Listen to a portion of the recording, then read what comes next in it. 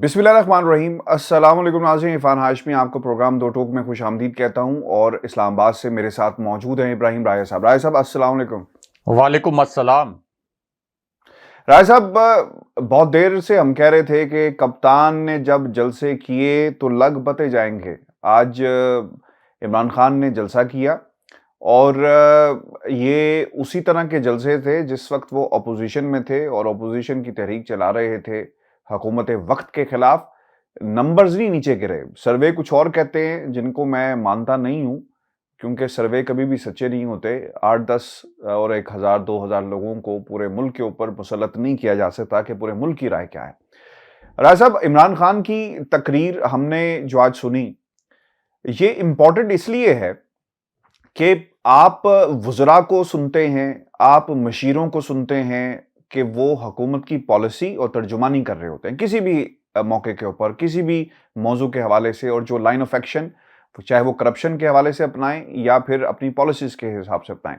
لیکن یہ پہلا موقع ہے، عمران خان صاحب لوگوں میں گئے اور انہوں نے وہ باتیں کہی جو اس سے پہلے مشیر اور وزیر کرتے رہے، دبے الفاظ کے اندر عمران خان صاحب خود بھی کرتے رہے، لیکن پہلی دفعہ وہ باتیں عوام کے درمیان رکھی، رابطہ مہم کا آغاز کر دیا گیا۔ اور اس سے پہلے بھی عمران خان جب عوام کے درمیان گئے تو انہوں نے احتساب کی بات کی، 4 حلقوں کو کھولنے کی بات کی، پھر دھرنے ہوئے، اور پھر جو پوری قوم نے دیکھا وہ سب کے سامنے ہے۔ لیکن اب پہلی بار عمران خان عوام میں گئے، انہوں نے ہاؤس آف شریف کی کرپشن کا ذکر کیا،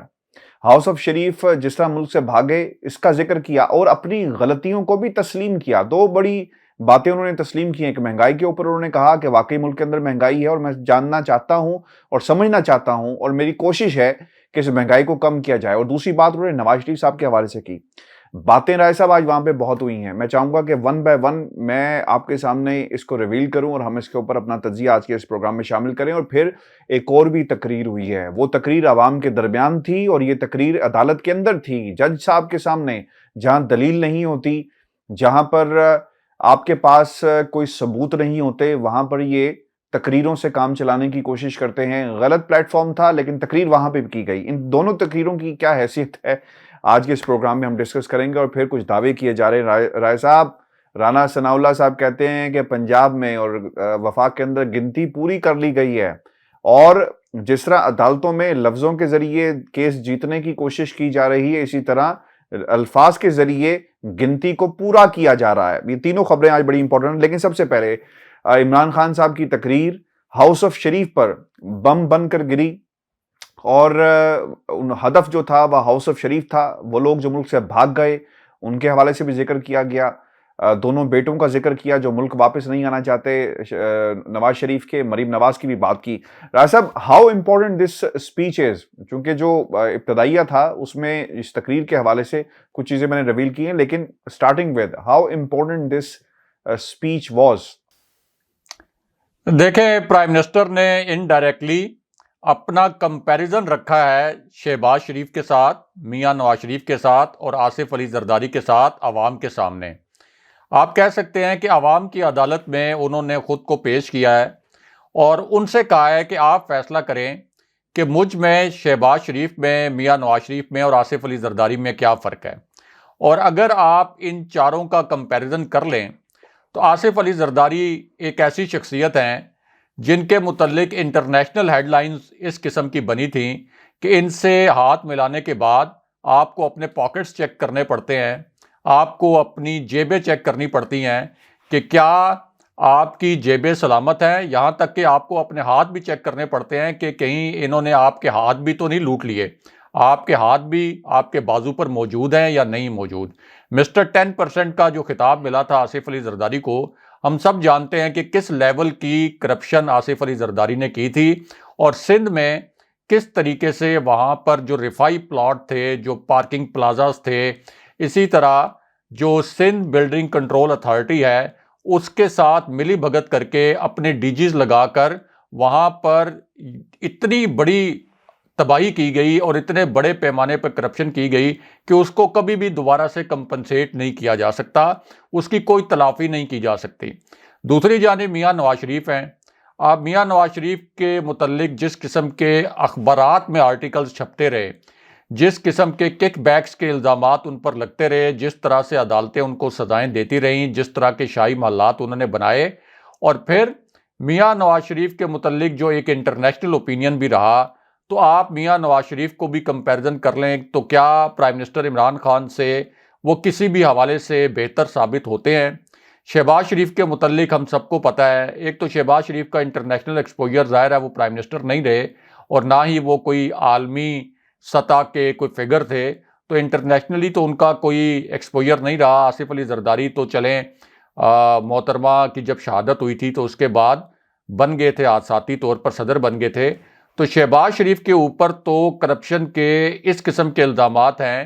کہ وہ ایک اوپن اینڈ شٹ کیس ہے، یعنی اس میں کوئی شک و شبے کی گنجائش ہی نہیں ہے، اور پرائم منسٹر عمران خان اس بات پر بڑے اریٹیٹڈ بھی ہیں کہ یہ کیس جتنی تیزی سے آگے جانا چاہیے تھا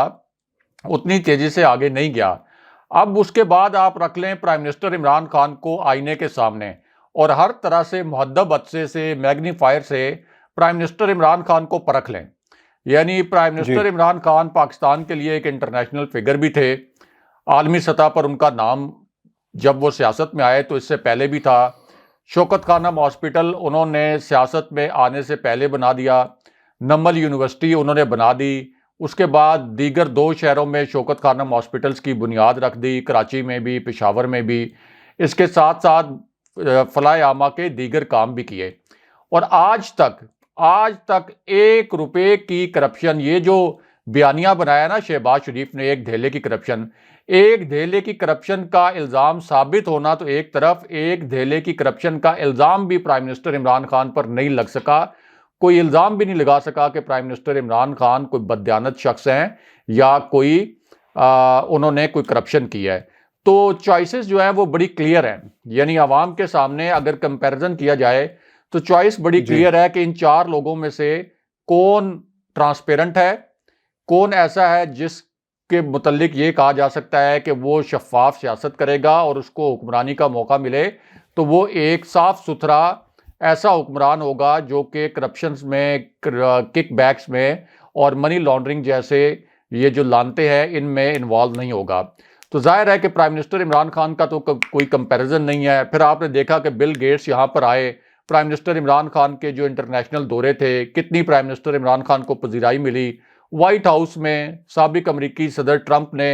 ان کو کتنا بڑا پروٹوکول دیا۔ اسی طرح پرائم منسٹر عمران خان کی چونکہ ایک عالمی پہچان ایک کھلاڑی کے طور پر بھی تھی اور ایک فلاح عامہ کے کام کرنے والے انسان کے طور پر بھی تھی، تو پاکستان کے لیے تو بڑے فخر کی بات ہے کہ عمران خان جیسی شخصیت پاکستان کی پرائم منسٹر ہے، وہ اس وجہ سے کہ ایک پہچان ہے ان کی عالمی سطح کے اوپر۔ تو ایک یہ پورا پس منظر اگر ذہن میں رکھیں تو پرائم منسٹر عمران خان نے اس لیے عوام میں جانے کا فیصلہ کیا کہ یہ جو اپوزیشن نے ایک نیریٹو بنایا ہوا تھا، پرائم منسٹر عمران خان اپنے گورننس کے ایشوز میں ظاہر ہے کوئی بھی پرائم منسٹر ہو تو وہ بہت بزی ہوتا ہے، تو ایک نیریٹو بنایا ہوا تھا کہ دیکھیں ہم جو جلسے جلوس کر رہے ہیں اس میں عوام جو ہے وہ ہمارے ساتھ ہیں، عوام سڑکوں پر نکل رہے ہیں، حالانکہ عوام کی بڑی قلیل سی تعداد یہ سڑکوں پر نکالنے میں کامیاب ہوئے تھے، لیکن بہرحال ایک نیریٹو بنایا ہوا تھا کہ عمران خان صاحب کی مقبولیت کم ہو گئی ہے۔ حالانکہ جتنے بڑے جلسے عمران خان نے اپوزیشن میں کیے تھے اور جتنے بڑے جلسے وہ اب کر سکتے ہیں اور انہوں نے کر کے دکھائے ہیں اور کر کے دکھائیں گے بھی، اتنے بڑے جلسے کوئی بھی نہیں کر سکتا۔ پاکستان میں کوئی بھی شخص، کوئی بھی لیڈر اتنا مقبول نہیں ہے، اتنا بڑا کراؤڈ پولر نہیں ہے جتنا کہ عمران خان ہے۔ اپنی جو ان کی کرزمیٹک پرسنالٹی ہے، ایک کرشماتی شخصیت ہے، تو پرائم منسٹر عمران خان نے ذرا اپوزیشن کو یہ آئینہ دکھانا تھا کہ یہ عوام جن کے متعلق آپ کہتے ہیں کہ یہ اس حکومت سے تنگ ہیں یا پرائم منسٹر عمران خان سے تنگ ہیں، یہ اصل میں کہاں کھڑے ہیں، اور اگر میں عوام میں جاؤں تو عوام میرے ساتھ کھڑے ہوتے ہیں یا نہیں ہوتے، میری آواز پر لبیک کہتے ہیں یا نہیں کہتے۔ اب ساتھ ہی انہوں نے اپوزیشن کے لیے بھی کچھ پیغامات دینے تھے۔ ظاہر ہے کہ یہ ایک پبلک فورم تھا، جب آپ عوامی جلسے سے خطاب کرتے ہیں تو جو الزامات آپ پر لگ رہے ہوتے ہیں آپ ان کے جوابات بھی دیتے ہیں، اور جو اپوزیشن اگر کرپشن میں ملوث ہو، ان کی قیادت کی جو سیاکاریاں ہیں ان کو بھی آپ ہائی لائٹ کرتے ہیں اور بتاتے ہیں کہ ہمارا لایا عمل کیا ہے۔ تو اب تحریک عدم اعتماد کے لیے ظاہر ہے کہ اپوزیشن نے ایک شوشہ چھوڑا ہوا ہے کہ ہم تحریک عدم اعتماد لے کے آئیں گے، پرائم منسٹر کو رخصت کریں گے، یا -1 فارمولے کے تحت عمران خان صاحب کو یہاں سے مائنس کر دیں گے، پاکستان کے نظام سے مائنس کر دیں گے، تو اس پر پرائم منسٹر عمران خان نے ریئیکٹ کیا کہ ہم نے تحریک عدم اعتماد کے لیے بھی پوری تیاری کر رکھی ہے۔ تحریک عدم اعتماد تو ایک طرف، اس کو چھوڑ دیں کہ تحریک عدم اعتماد آپ کامیاب کر سکتے ہیں یا نہیں کر سکتے، یہ آپ کا خواب و خیال ہے، اصل تو میں تیاری کر رہا ہوں آپ کو جیل میں ڈالنے کے لیے۔ اور ابھی ریسنٹلی ہاشمی صاحب ہمارے ذرائع نے بتایا ہے کہ پرائم منسٹر عمران خان نے ایک اجلاس بھی چیئر کیا، اور پرائم منسٹر عمران خان کا بڑا کنسرن تھا کہ یہ شہباز شریف کے، آصف علی زرداری کے جو مقدمات ہیں یہ کیوں نہیں آگے بڑھ رہے، اور اسی لیے پرائم منسٹر عمران خان جو پاکستان کی عدلیہ ہے اور پاکستان کا جو عدالتی نظام ہے اس کی جانب اشارہ کرتے ہوئے یہ کہتے رہتے ہیں کہ یہ نظام اصل میں جو کرپٹ مافیاز ہیں، خاص طور پر جو سیاسی طور پر کرپٹ مافیاز ہیں، ان کو تحفظ دیتا ہے۔ تو پرائم منسٹر عمران خان نے اصل میں یہ جو جلسے کرنے کا فیصلہ کیا، پنجاب کے دیگر شہروں میں بھی یہ جلسے ہونے ہیں اور پھر کے پی میں بھی جانا ہے، وہ اس وجہ سے کیا تاکہ لوگوں کو بتایا جا سکے، ٹی وی سکرینز حاضر ہیں، ظاہر ہے کہ اپوزیشن کے جلسے ہوتے ہیں وہ بھی لائیو ٹی وی سکرینز دکھاتی ہیں، اسی طرح پرائم منسٹر کا جلسہ ہوتا ہے وہ بھی ٹی وی سکرینز دکھاتی ہیں، تو صاف پتہ چل جائے گا کہ کس کے ساتھ عوام کھڑی ہے۔ آپ دیکھ لیں کہ منڈی بہاؤالدین میں کس قسم کا شو تھا، آگے جو شوز ہونے ہیں اس میں بھی آپ دیکھ لیں گے کہ یہ کتنے بڑے بڑے جلسے ہوں گے۔ تو اگر عوامی تائید کی بات کی جائے، عوامی حمایت کی بات کی جائے، تو اس کے باوجود کہ مہنگائی کا ایشو ہے اور یہ انٹرنیشنل فینومنا بھی ہے، لیکن ظاہر ہے کہ پاکستان کے لوگ جو انٹرنیشنل حالات ہیں خود کو ان حالات سے ریلیٹ نہیں کر پاتے، وہ ایک سمجھتے ہیں کہ پاکستان کے اندر مہنگائی ہوئی ہے اور بتدریج مہنگائی ہوئی ہے۔ یہ ہر دور میں 70 سال سے ہم اخبارات میں آپ تراشے نکال لیں تو ہر دور کا یہ مسئلہ ہے کہ عوام ظاہر ہے کہ مہنگائی کی چکی میں پستے ہیں، تو وہ تو ایک ایشو ہے، لیکن اس کے باوجود اگر آپ ذاتی طور پر بات کریں کہ پرائم منسٹر عمران خان کی کوئی پاپولیرٹی میں کمی آئی ہے تو یہ بات قطعاً درست نہیں ہے، اور اس کی ایک وجہ یہ بھی ہے کہ اپوزیشن کی جو پوری قیادت ہے اس کے اوپر جس قسم کے الزامات ہیں اور جس قسم کا آپ یہ کہہ سکتے ہیں کہ ان کا پروفائل ہے، اس پروفائل کا پرائم منسٹر عمران خان سے کوئی کمپیریزن نہیں کیا جا سکتا۔ آپ ذرا ایک لمحے کے لیے امیجن کریں کہ ایک عالمی فورم ہو، وہاں پر عمران خان پاکستان کی نمائندگی کر رہے ہوں، تو کیا عمران خان وہاں پہ پاکستان کی نمائندگی بہتر کریں گے یا آصف علی زرداری بہتر کریں گے یا میاں نواز شریف بہتر کریں گے جو 2-4 لفظ بھی جو ہے روانی سے نہیں بول سکتے، یا شہباز شریف کریں گے جن کا کل جو گفتگو کا حاصل ہے وہ صرف یہ ہوتا ہے کہ میں نے ایک دھیلے کی کرپشن نہیں کی، اس سے آگے اور اس سے پیچھے نہ وہ کوئی الفاظ ادا کر سکتے ہیں۔ اور اسی طرح پوری دنیا میں آپ دیکھ لیں کہ میاں نواز شریف کے حوالے سے ان کی کیا پہچان ہے، یعنی کس قسم کی ہیڈ لائنز انٹرنیشنل میڈیا میں،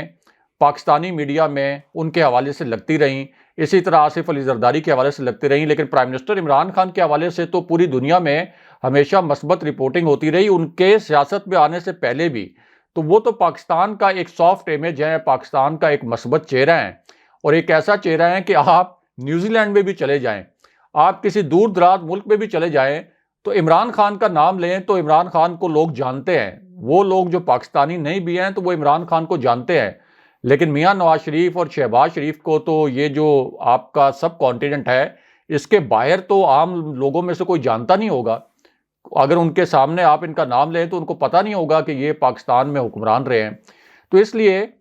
پرائم منسٹر عمران خان ذرا یہ کمپیریزن بھی عوام کے سامنے رکھنا چاہتے تھے، اور دوسرا یہ کہ ذرا یہ بھی بتانا چاہتے تھے کہ اگر سیاسی قوت کی بات کرتے ہیں تو آ جائے میدان میں، دیکھ لیتے ہیں کہ کس کے پاس سیاسی طاقت ہے، کس کے پاس زیادہ سیاسی قوت ہے۔ اور میں آج بھی کہتا ہوں کہ اگر صدارتی نظام والا کوئی فارمولہ، اگر کسی جمہوری طریقے سے، یعنی کوئی مارشل لا نہیں، کوئی آمریت نہیں، لیکن اگر صدارتی نظام کا فارمولہ ایک لمحے کے لیے امیجن کر لیں کہ وہ اگر نافذ ہوتا ہے اور ایک طرف prime minister Imran Khan candidate ہوتے ہیں، شہباز شریف کینڈیڈیٹ ہوتے ہیں یا نواز شریف ہوتے ہیں اور آصف علی زرداری، تو لوگوں کے پاس کیا چوائس ہوگی؟ لوگ کس کو چنیں گے؟ ظاہر ہے کہ prime minister Imran Khan obvious choice ہوگی۔ پارٹی کی سطح پر کوئی پارٹی اپ سیٹ کر سکتی ہے، لوکل سطح پہ امیدوار جو ہوتے ہیں ان کو دیکھ کر بھی لوگ فیصلہ کرتے ہیں کہ اس امیدوار کو ووٹ دینا ہے یا نہیں دینا. الیکشن لڑنے کے دوران بہت سے عوامل ہوتے ہیں کہ پولنگ اسٹیشنز کے اوپر کارکنوں کو کیسے لے کے جانا ہے, اپنے جو سپورٹرز ہیں ان کو ووٹرز میں کس طریقے سے کنورٹ کرنا ہے. وہ الیکشن آرٹ اور الیکشن سائنس ایک الگ چیز ہے, لیکن اگر براہ راست ایک چوائس ہو کہ کس کو منتخب کرنا ہے تو پھر تو میں آپ کو بتاؤں کہ پرائم منسٹر عمران خان اگر 5 سال کا ٹینیور ہو صدارتی نظام کا یا 4 سال کا, تو 3 مرتبہ اگلی دفعہ پرائم منسٹر عمران خان کو کوئی نہیں ہرا سکتا, اور چاروں مرتبہ پرائم منسٹر عمران خان ہی صدر منتخب ہوں گے. تو یہ وہ پورا آپ جی رائے صاحب, آج تو پاکستان تحریک انصاف والے آپ کا ماتھا چوم لیں گے جیسی آپ باتیں کر رہے ہیں, کیونکہ اپوزیشن اگر اس کے کوئی اگر اس کے میرا سوال لے لیں میرا سوال لے لیں کہ نہیں میرا سوال لے لیں, آپ اس کا جواب دیجیے گا, تسلی سے دیجیے گا. اپوزیشن کہتی ہے کہ نمبر پورے ہو گئے. رانا ثناء اللہ کا بیان دیکھیں, انہوں نے آج کیا بیان دیا, وہ بڑا مضحکہ خیز اس لیے بھی ہے چونکہ میں نے جیسا کہا نا کہ الفاظ کے ذریعے انہوں نے وہاں بھی کوشش کی, اور اب عمران خان اپنی کریز سے باہر آ کر میدان میں جو ہے وہ اس وقت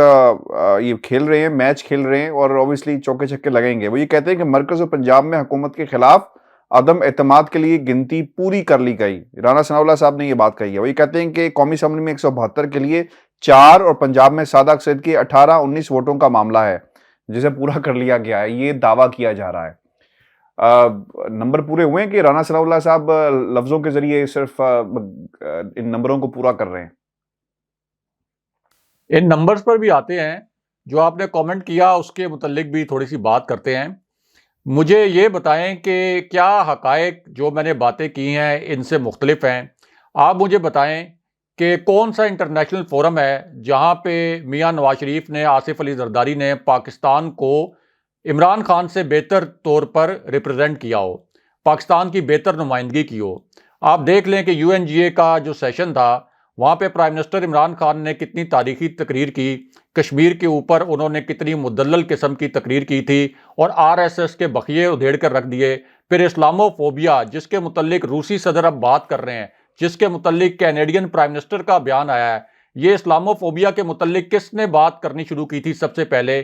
UNGA کے لیول پر میں خود اس تقریر کو کور کرنے کے لیے وہاں موجود تھا. پرائم منسٹر عمران خان نے یہ سب سے پہلے انیشیٹو لیا تھا, اور ایک کانفرنس بھی کروائی تھی ترکی اور ملیشیا کے ساتھ مل کر نیو یارک کے اندر ہی. اسی طرح جو دیگر انٹرنیشنل فورمز ہیں, کوئی ایسا فورم نہیں پرائم منسٹر عمران خان نے چھوڑا جہاں انہوں نے نریندر مودی کی انتہا پسندی, اس کی بربریت کو ایکسپوز نہ کیا ہو. اسی طرح اسلامو فوبیا کا جو پاکستان کا بھی مسئلہ ہے, جو پوری دنیا میں مسلمانوں کو ایک آپ یہ کہہ سکتے ہیں کہ بڑا سنگین نوعیت کا مسئلہ درپیش ہے, اس کے متعلق انہوں نے اتنے بااثر طریقے سے آواز اٹھائی کہ آج جو آپ کا ویسٹ ہے وہ بھی پرائم منسٹر عمران خان کی ہاں میں ہاں ملا رہا ہے. تو کیا میاں نواز شریف میں اتنی کیپیبلٹی تھی, یا ان کی لیڈرشپ کی صلاحیت ایسی ہے, قائدانہ صلاحیت ہے کہ وہ پاکستان کو اس طرح سے ریپرزینٹ کر سکیں, یا آصف علی زرداری کو پاکستان کو ریپرزینٹ کر سکیں, یا شہباز شریف ریپرزینٹ کر سکیں؟ پھر ان کے جو کریڈنشلز ہیں, ان کے جو مالی کریڈنشلز ہیں, وہ آپ بیچ کر لیں ذرا پرائم منسٹر عمران خان سے. پھر پرائم منسٹر عمران خان کو سپریم کورٹ نے صادق اور امین قرار دیا. 30 سال پرانی ان سے کہا کہ آپ لے آئیں منی ٹریل, اپنی جو کاؤنٹی کرکٹ آپ نے کھیلی اس کی لے آئیں, آپ پے سلپس لے کے آئیں. آپ نے جو فلیٹ خریدا تھا لندن میں اس کی جو خرید و فروخت ہوئی اس کی ساری رسیدیں لے آئیں. جتنا کڑا احتساب سپریم کورٹ کر سکتی تھی پرائم منسٹر کا وہ کر لیا, اور اس کے بعد آخری فیصلہ یہ آیا کہ کوئی بے ضابطگی نہیں پائی گئی, اور صادق اور امین وہاں سے وہ ڈکلیئر ہوئے. تو اگر کمپیریزن کریں تو اس کے اگر کوئی آرگومنٹ اس کے اگینسٹ ہے تو وہ بالکل اس پروگرام میں کیا جا سکتا ہے. کامنٹس میں ہمارے ویورز اگر کرنا چاہتے ہیں تو وہ کریں, کہ وہ کہیں کہ نہیں ہمارا جو آرگومنٹ ہے وہ غلط ہے, اور اس کا کوئی کاؤنٹر آرگومنٹ جو ہے اس کے اندر زیادہ جان ہے. تو مجھے تو بطور صحافی جو 20 سال میں نے صحافت کی ہے, یوسف رضا گیلانی جب پرائم منسٹر تھے ان کی ایکٹیویٹیز بھی میں کور کرتا تھا, میاں نواز شریف کی ایکٹیویٹیز بھی کور کرتا تھا, عمران خان کی ایکٹیویٹیز بھی کور کرتا ہوں. تو کوئی کمپیریزن نہیں ہے, دو رائے نہیں ہے, جی دو رائے نہیں ہے, there is no comparison. جہاں تک عمران خان کا ان باقی سب جو مروسی کردار ہیں, جو سیاستدان जिन के लिए ये एक बिजनेस है, कोई मैच नहीं है, दूर दूर तक कोई मैच नहीं है। देखे ना, आप वो बातें इधर करें, तो बिल्कुल गुलाम ठीक है। इब्ने गुलाम बनाया हुआ हमें। पहले वो आसिफ अली जरदारी हम पे मुसल्लत थे, अभी भी खैर मुसल्लत है, आगे बिलावल भुट्टो को मुसल्लत कर दिया गया, आगे आसफा भुट्टो को तैयार किया जा रहा है। इधर पहले मियां नवाज शरीफ के बाद शहबाज शरीफ, फिर मरियम नवाज, अब जुनैद सफदर की शादी की सूरत में जो उनकी एक शाही किस्म की तकरीबात हुई हैं, अब उनको लॉन्च किया जा रहा है। तो ये तो मोरूसी सियासत के जरिए पाकिस्तान को और पाकिस्तानियों को गुलाम इब्ने गुलाम बनाने वाली बात है। यरगमाल राय साहब, इसमें सबसे बड़ा किरदार इस मीडिया का है। उस वक्त कहा था ना कि आसफा में आज हमें नजर आई बेनज़ीर, मीडिया ने कहा था। कहाँ नजर आई आसफा में बेनज़ीर? क्या कुर्बानियाँ दी गई हैं, ये बड़ा ख्याल रखना चाहिए। सियासी कुर्बानियाँ बड़ी ज़रूरी होती, तरबियत बड़ी ज़रूरी होती है, वो किसी ने नहीं की। दूसरा सवाल राय साहब, ये राना सनाउल्लाह, ये मीडिया का ही किरदार है ना, जो टेलीविज़न चैनल्स पे बैठकर जिनको एयर टाइम मिलता है और फिर ये बातें चलाते हैं और फिर उसके ऊपर एक बयानिया बन जाता है। शहबाज शरीफ ने आज तक अदालत के अंदर कोई सबूत नहीं दिए, वो भी जो लफ्जी गोलाबारी है उसी के ऊपर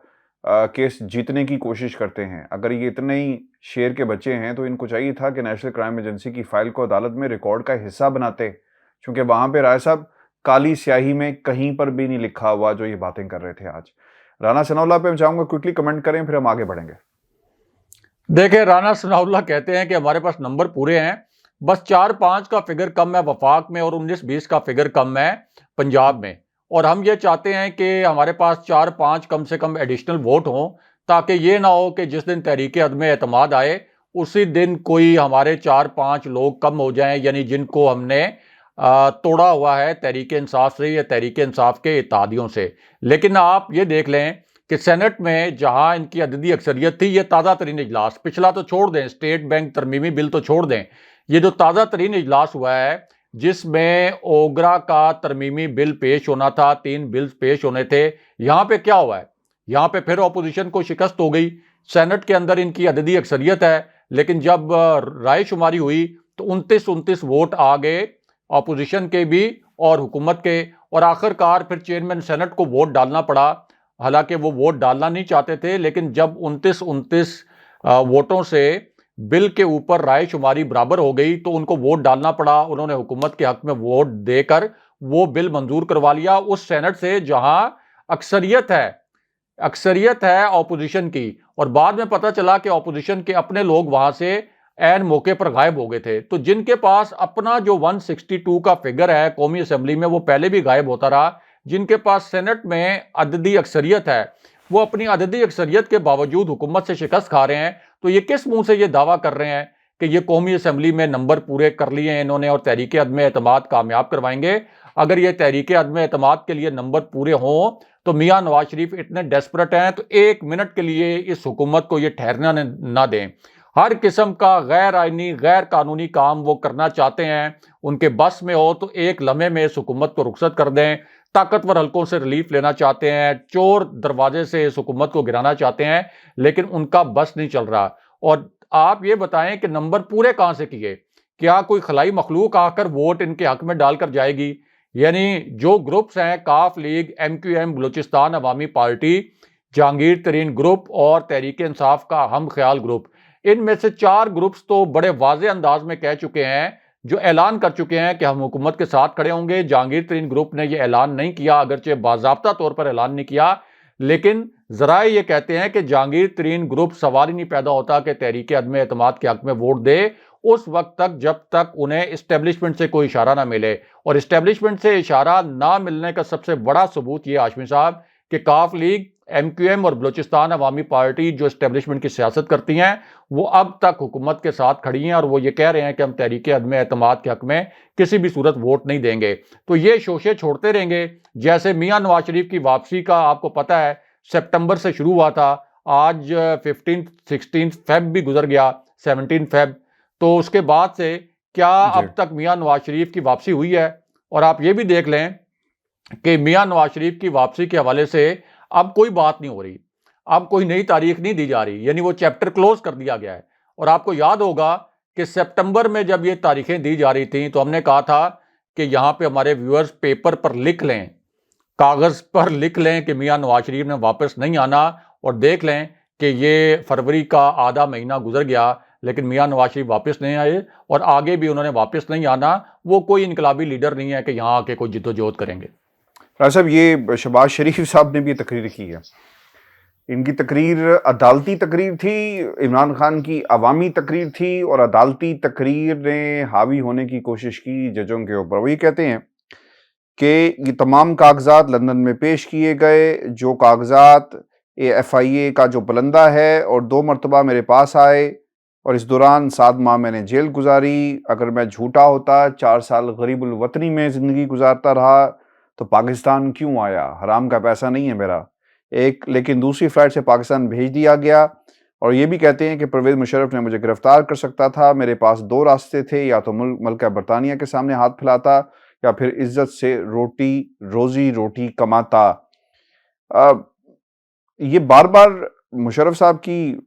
بات کرتے ہیں گرفتار. NRO تو انہوں نے لیا تھا نا، میں نے یا آپ نے تو نہیں لیا تھا. فائدے تو لے کر آئے. انہوں نے سیاسی طور پہ ساروں نے اپنا منہ کالا کروایا جمہوریت کے نام کے اوپر. آج یہ باتیں کرتے ہیں، اور اس کا ذکر جس شخص نے NRO دیا اس نے بھی کیا راجہ صاحب. اور اس نے کہا کہ اس کی زندگی کی سب سے بڑی غلطی تھی یہ کہ ان کو NRO دیا گیا. اگر آج NRO نہ دیا ہوتا تو شاید ملک کے اندر سیاسی طور پہ استحکام ہوتا، لوگ اپنی جگہ پر موجود رہتے. نئے لیڈرز، یعنی جو مڈل کلاس ہے، وہاں سے عمران خان کی شکل میں اور لیڈر ہمیں مل جاتے جو عوام کے اندر سے آئے، عوام کی بات کرتے. کوئی یہ نہ کہتا جو ہم نے کل سین وہاں پہ راجہ صاحب دیکھے اپیل کے موقع پر مریم نواز کا شاہانہ انداز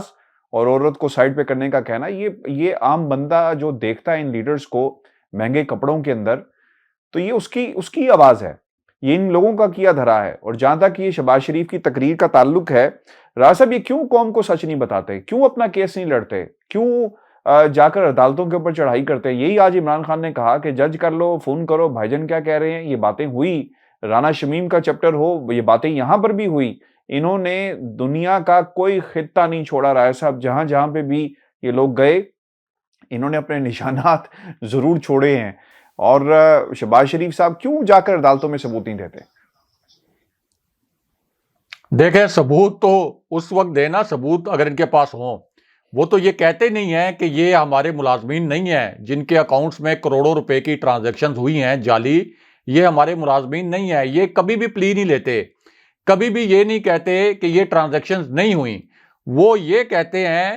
کہ FIA مجھ سے 2 مرتبہ پہلے جب میں جیل میں تھا تو اس وقت مل چکا ہے ان کے حکام. اب مجھ سے FIA مزید تحقیقات ہی نہ کرے، اور تحقیقات کرنی ہے تو سلمان شہباز سے تحقیقات کی جائیں. یعنی وہ ڈینائی نہیں کرتے کہ یہ ٹرانزیکشنز ہوئی ہیں، لیکن وہ کہتے ہیں کہ یا تو سلمان شہباز سے تحقیقات کی جائیں، یا میرے والد مرحوم ہمارا کاروبار دیکھتے تھے. اب ظاہر ہے کہ ان کے والد مرحوم سے تو تحقیقات نہیں کی جا سکتی.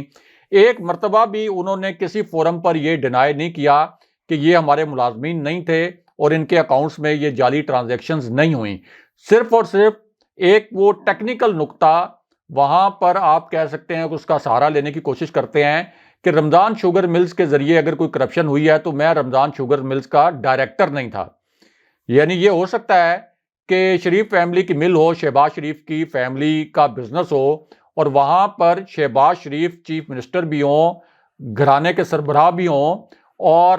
4 کروڑ روپے سے لے کے 60 کروڑ روپے کی ٹرانزیکشنز ہو رہی ہوں ایسے ملازمین کے اکاؤنٹس میں جن کی تنخواہیں 20,000 روپے سے لے کر 30,000 روپے تک ہیں، اور شہباز شریف کے علم میں نہ ہو. یعنی کس طریقے سے عوام کو بیوقوف بنا رہے ہیں. تو یہ جو ٹیکنیکل گراؤنڈز ہیں کہ دیکھیں میں تو ڈائریکٹر نہیں تھا رمضان شوگر ملز کا، مجھے تو پتہ ہی نہیں لگا کہ اگر کوئی کرپشن ہوئی ہے، اور اگر کوئی کرپشن ہوئی ہے تو میری فیملی کے دیگر لوگوں سے پوچھیں جو کہ پہلے ہی ملک سے فرار ہیں. تو اس معاملے پر یہ تقریریں کرنا شروع کر دیتے ہیں عدالت میں، جس طرح سے آج بھی انہوں نے تقریر کی. بہت شکریہ ویورز، یہ آج کا ہمارا شو تھا. اپنے کمنٹ ضرور بھیجیے گا، چینل کو سبسکرائب کرنا مت بھولیں. اجازت دیجیے،